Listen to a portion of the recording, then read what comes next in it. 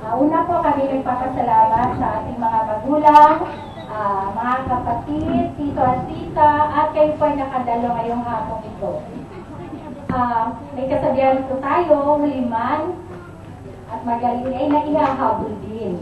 Sapagkat ngayon po nagkahigyan kami ng magandang panahon para aming ipakita sa inyo ang aming may pinaghanda para sa pagdiriwang ng Buwan ng Wika, na ang tema ay Pilipino ay wikang panlahat, ilaw at lakas sa tuwid na landas.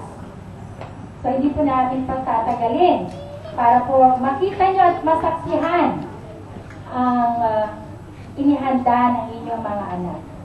Lolo? Magandang hapon. Maganda ka pa sa hapon. Guwapo pala. Isa na natin, Lolo. Ang sayaw na maglalati ay lalarawan ng isang digmaan sa pagitan ng Moro at Kristyano ng gayong lati. Ang latit ay ang ratak ng gata ng gata ng ilaw matapos ng ayon sa mga mananalaysay, ang maglalati ay nagmula sa Laguna kung saan kadalasan itong sinasayaw sa Fiesta Nila. Ang sayaw ay kadalasan sinasagawa ang tuwing posisyon sa kalsada. Ang sayaw ganito ay paghahandog sa patron at sa estilo.